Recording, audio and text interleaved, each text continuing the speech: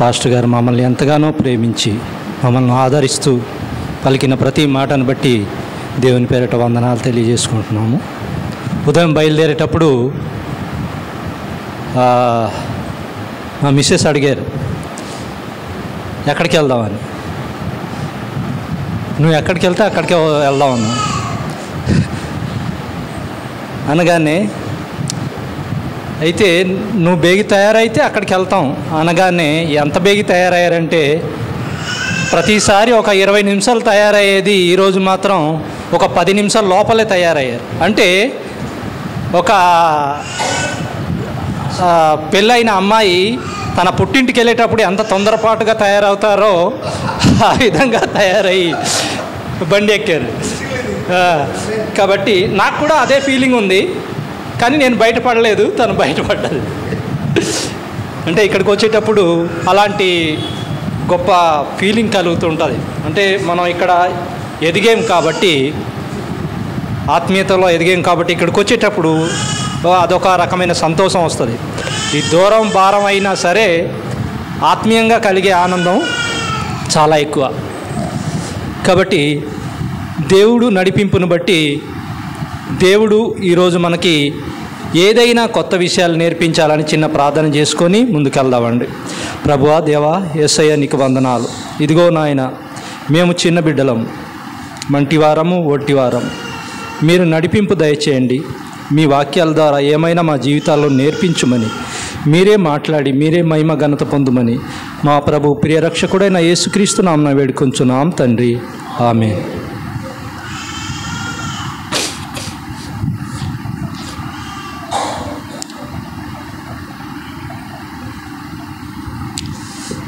సాధారణంగా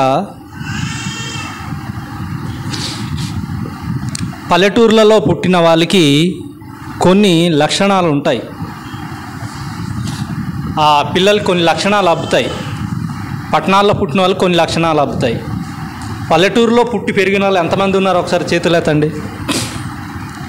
సగం మంది పల్లెటూరులో పుట్టి పెరిగాం.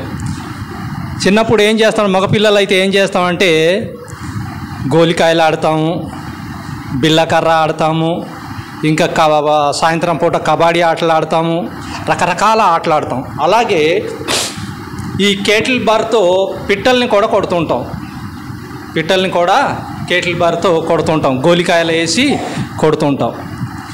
ఈ అనుభవం ఎప్పుడు వచ్చిందంటే, మళ్ళీ నాకు మొన్న ఒక రీసెంట్గా ఒక 2 వారాలు ఒక నెల క్రితం వచ్చింది మళ్ళీ ఇలాంటి అనుభవమే, ఆ కేటిల్ బార్ కొట్టే అనుభవం.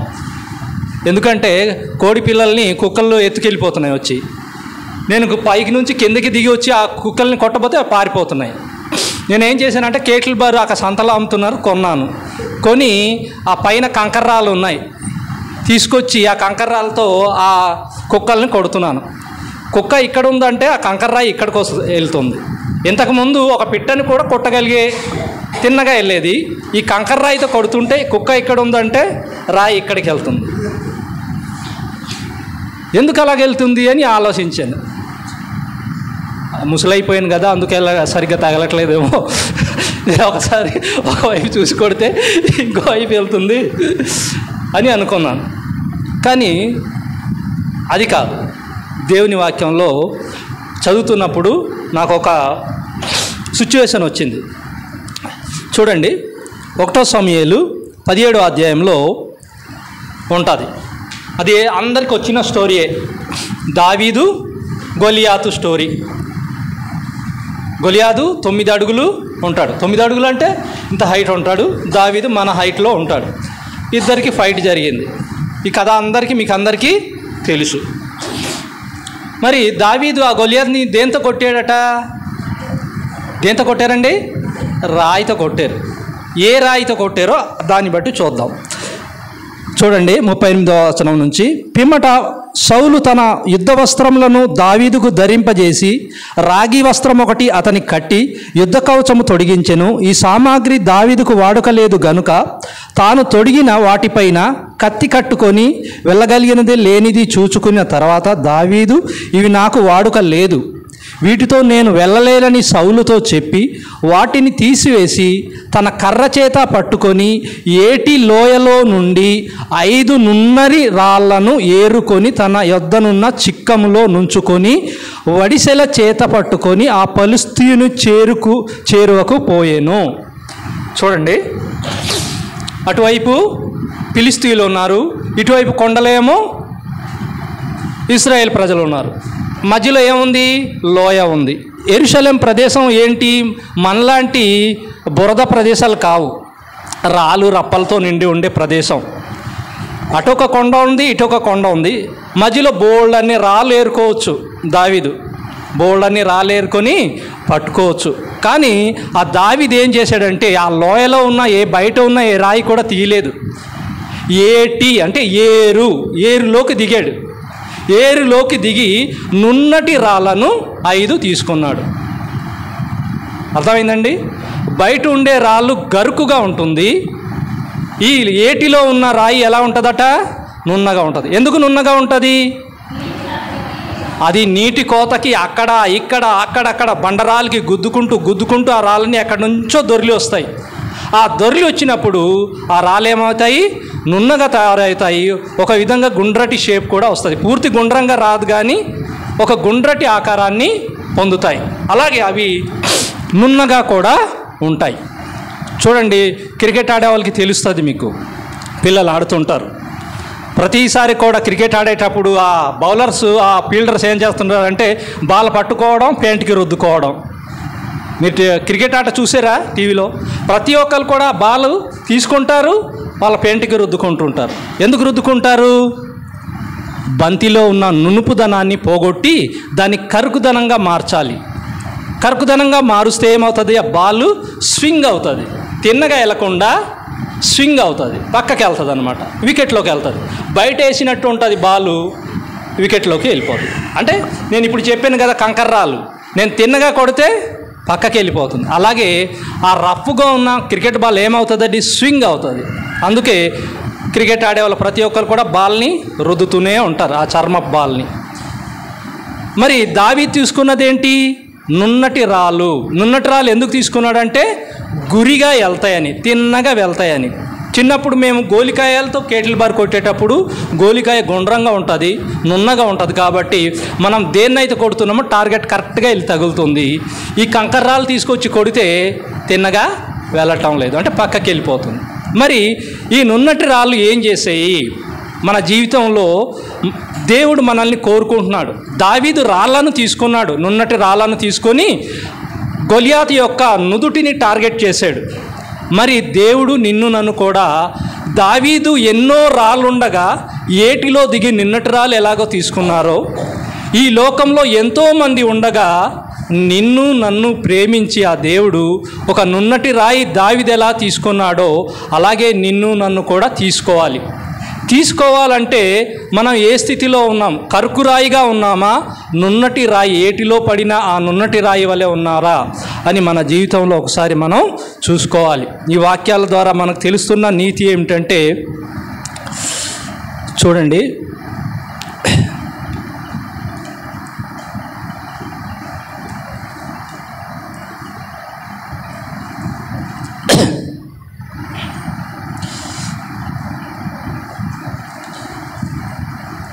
యెషయా గ్రంథము 40వ అధ్యాయము 4వ వచనం చూడండి.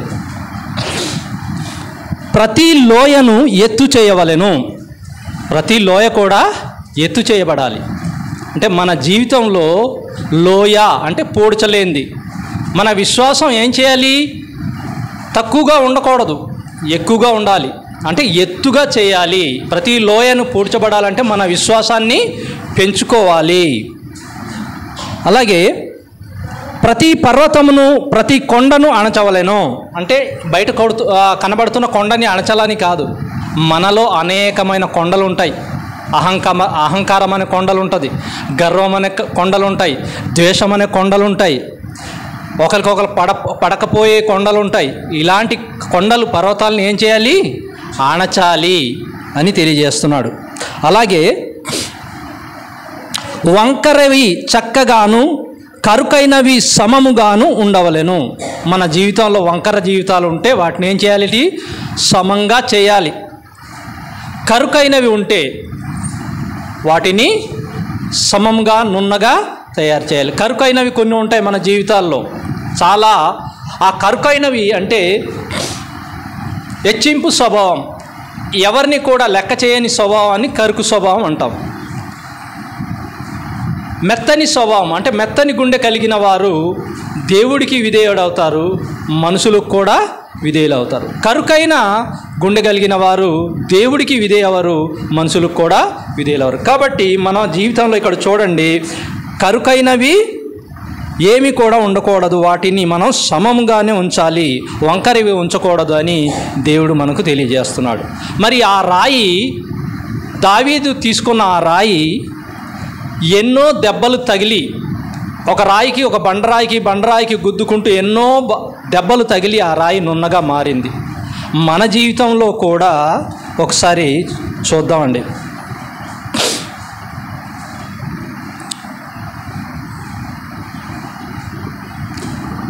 అనేక దెబ్బలు అంటే మనం దొరలం, రాయిలాగా దొరలం, కానీ మన జీవితంలో అనేక దెబ్బలు తగులుతుంటాయి.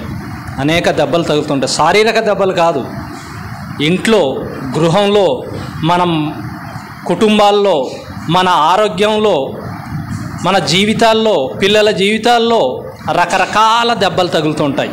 మన ప్రయాణంలో, ఈ జీవిత ప్రయాణంలో రకరకాల దెబ్బలు తగులుతుంటాయి. ఆ దెబ్బలు కొన్ని మనం సొంతగా తెచ్చుకుంటాం, కొన్ని దెబ్బలు కొన్ని దేవుడే మన మీదకి పంపిస్తుంటాడు. ఇది ప్రకటన గ్రంథంలో మనం అనుకుంటాం, దెబ్బ తగిలినప్పుడు, మనకు బాధ కలిగినప్పుడు, దేవుడా నాకెందుకు ఈ బాధ ఇచ్చావు, ఎందుకు ఈ శ్రమలు ఇచ్చావు, ఎందుకు ఈ అనారోగ్యం ఇచ్చావు, ఎందుకు ఈ తీర్చలేని బాధను కలిగించావు అని దేవుడిని అడుగుతుంటాం. కానీ దేవుడు ఏం చెప్తున్నాడో ఒకసారి చూద్దామండి. ప్రకటన గ్రంథము 3వ అధ్యాయం 19వ వచనంలో ఇలా రాయబడి ఉంది, నేను ప్రేమించి వారినందరినీ గద్దించి శిక్షించుచున్నాను గనుక నీవు ఆసక్తి కలిగి మారు మనసు పొందుము. అంటే నేను ప్రేమిస్తున్నాను కాబట్టి వారందరినీ గద్దిస్తున్నాను. చూడండి, మన పిల్లల్ని మనం గద్దిస్తుంటాం కాబట్టి, మనం ప్రేమిస్తాం కాబట్టి, వాళ్ళు రోడ్డు మీద ఏదైనా చెడ్డ పని చేస్తుంటే ఆ పిల్లాడిని కొట్టి గద్దించి తీసుకొచ్చి ప్రేమిస్తాం. అదే బయట వాళ్ళు పిల్లడు బయట ఏదైనా తప్పు పని చేస్తుంటే మనం కొడతామా? కొట్టం, గద్దించం. ఎందుకంటే వాడి మీద మనకి ప్రేమ లేదు. మన పిల్లల పట్ల మనకు ప్రేమ ఉంటుంది కాబట్టి వాడిని గద్దిస్తాం, శిక్షిస్తాం. అలాగే దేవుడికి మనం పిల్లలై ఉన్నాం కాబట్టి దేవుడు మనల్ని గద్దిస్తాడు, శిక్షిస్తాడు, మనల్ని సరిచేస్తాడు. కాబట్టి ఆయన ప్రేమ మనల్ని చూపించడం కోసమే మనల్ని గద్దిస్తాడు. అలాగే స్కూల్లో పిల్లలకి టీచర్లు ఏం చేస్తారంటే, చదవలేదనుకోండి ఏం చేస్తారు? కొడతారు, మోకాలే ఇస్తారు, రకరకాల పనిష్మెంట్లు ఇస్తారు. ఎందుకు? ఆ కుర్రోడి మీద ద్వేషం ఉందా వాళ్ళకి? కాదు, ఆ కుర్రోడి మీద వాళ్ళకి ఒక ప్రణాళిక ఉంది, ఒక ప్రేమ ఉంది, వీడి ప్రయోజకుడు అవ్వాలని. అందుకే వాళ్ళు కొడతారు, అలాగే రకరకాల పనిష్మెంట్లు ఇచ్చి వాళ్ళని చదివిస్తుంటారు. అలాగే దేవుడు కూడా మనల్ని ప్రేమిస్తున్నాడు కాబట్టి అనేక శ్రమల గుండా మనల్ని నడిపిస్తుంటాడు. ఆ శ్రమల నుండి మనల్ని తన దగ్గరికి చేర్చుకుంటాడు. అలాగే ఆ గాయం ఎవరు చేస్తున్నారు అన్నదానికి కూడా ఇక్కడ సమాధానం ఉంది. సామెతలు 27:6లో మేలును కోరిన స్నేహితుడు గాయములు చేయును, పగవాడు లెక్కలేనన్ని ముద్దులు పెట్టును. మన మేలు కోరేవారు అది నిష్ఠురమైనా సరే చెప్తారు, నువ్వు చేస్తున్నది తప్పురా అని చెప్తారు. మన పగవాడు ఏం చేస్తాడు? పట్టించుకోడు, మనల్ని పట్టించుకోడు. నువ్వు చేస్తున్నావా, మంచి పని అంటాడు తప్ప నువ్వు చేస్తున్నది తప్పని ఎవరు కూడా చెప్పరు. కాబట్టి మనకి మన గాయాలు చేస్తున్నాడంటే దేవుడు మన స్నేహితుడై ఉన్నాడు కాబట్టి కొన్ని గాయాలు మన జీవితాల్లో ఇస్తుంటాడు. ఆ గాయాల ద్వారా మనకి దగ్గర చేర్చుకోవడానికే ఆయన చేస్తుంటాడు. చూడండి, భక్తుడైన పౌలు సమస్తము ఆయనకు అనుగ్రహించబడింది, స్వస్థత పరిచే వరం ఇవ్వబడింది, వాక్చాతుర్యంలో అతనికి మించిన వారు లేరు, ఎన్ని గ్రంథాలు రాశాడు. అయినా సరే అతనిలో దేవుడు అడుగుతాడు, దేవా నాకు స్వస్థపరచమంటే నీకు నా కృప నీకు చాలు అని ఆ యొక్క కళ్ళు బాధ నుంచి ఇవ్వలేదు. అంటే ఏంటనమాట, ఇంకా దేవుడి మీద ఆధారపడాలనే ఆ యొక్క జబ్బుని ఉంచినట్టుగా మనం గ్రహిస్తాం. లేదంటే దేవుడి మీద ఆధారపడకుండా పక్కకి వెళ్ళిపోవచ్చేమో. మా ఇంట్లో మా మిస్సెస్కి మా మనవాడికి రోజు జరిగే సంభాషణ, వాడు ఏదైనా అల్లరి చేస్తారనుకోండి, వెంటనే ఏం చేస్తుంది మా మిస్సెస్ చేయి పట్టుకుని, రే బయటికి వెళ్ళిపో, అక్కడ బయట ఆ కోళ్ళ దగ్గర ఉండు, అక్కడే పడుకో అనగానే వాడు మళ్ళీ సారీ అమ్మమ్మ అంటూ లోపలికి వస్తాడు. అంటే ఏంటనమాట, అతన్ని దూరం పెట్టిన కొలది మనకి దగ్గర అవుతున్నాడు. అలాగే మనకి గాయాలు కలిగిన ప్రతిసారి కూడా దేవుడి మీద ఆధారపడుతూ ఉంటామన్నమాట. ఇదే విషయాల గురించి మనకి చూడండి యోబు గారు చెప్తున్నారు. ఆయన గాయపరిచి గాయమును కట్టును. యోబు 5:18 ఉంటుంది. ఆయన గాయపరిచి గాయమును కట్టును, ఆయన గాయము చేయును, ఆయన చేతులే స్వస్థపరచును. ఆయన గాయం చేస్తాడట, మళ్ళీ స్వస్థపరుస్తాడట. వదిలేయడు, నేను గాయపరుస్తాడంటే ఒక శ్రమల గుండా పెట్టాడంటే ఆ శ్రమలో నుంచి మళ్ళీ నీకు బయటకు తీసుకొచ్చేది ఆయనే అని యోబు భక్తుడు మనకి తెలియజేస్తున్నాడండి. అలాగే 4 సామెతలు 20-30 వచనంలో ఇలా ఉంటుంది చూడండి.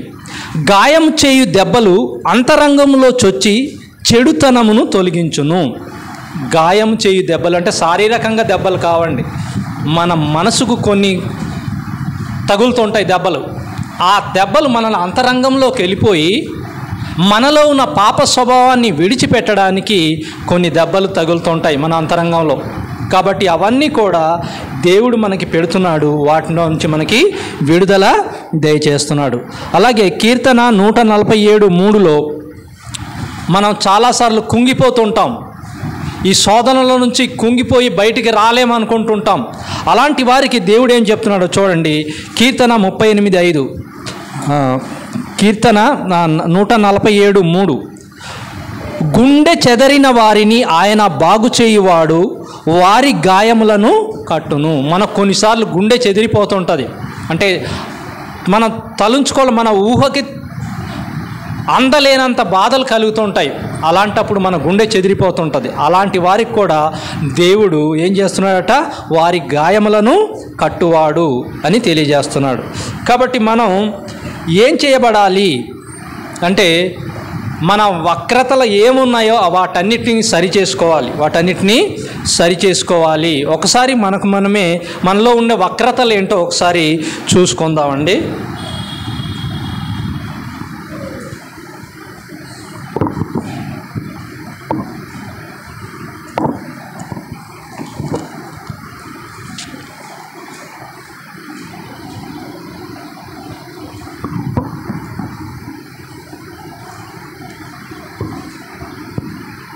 చూడండి మనలో ఉండే వక్రతలు ఏమై ఉన్నాయో.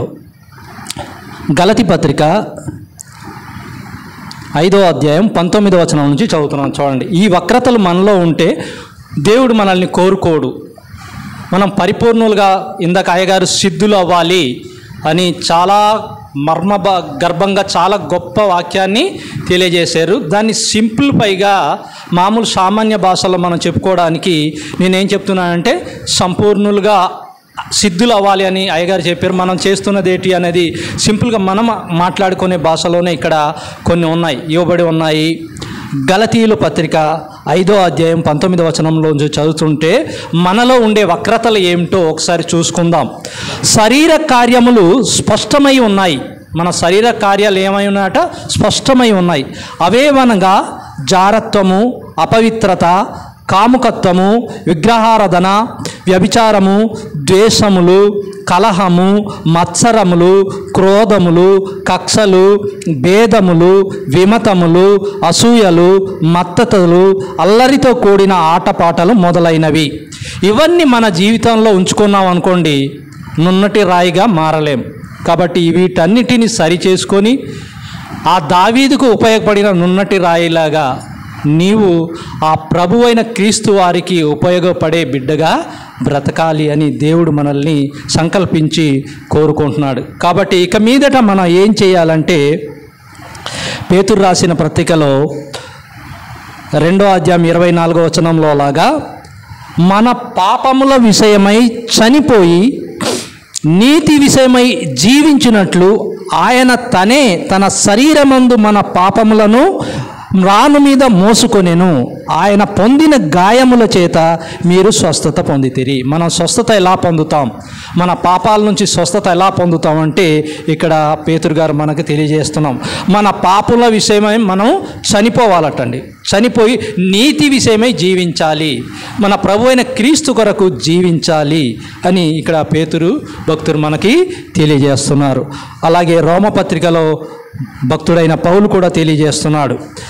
రోమా 6:11 అటువలే మీరును పాపము విషయమై మృతులుగాను దేవుని విషయమై క్రీస్తు యేసునందు సజీవులుగాను మిమ్మును మీరే ఎంచుకొనుడి. పాపం విషయంలో చనిపోవాలట అండి, దేవుని కొరకు మనం బ్రతకాలటండి.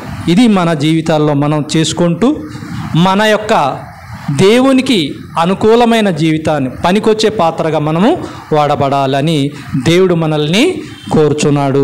అందరికీ దేవుని పేరట వందనాలు తెలియజేసుకుని మన జీవితాలు మనం సరిదిద్దుకుందాం, దేవుని రాజ్యంలో ప్రవేశిద్దాం. అందరికీ వందనాలు.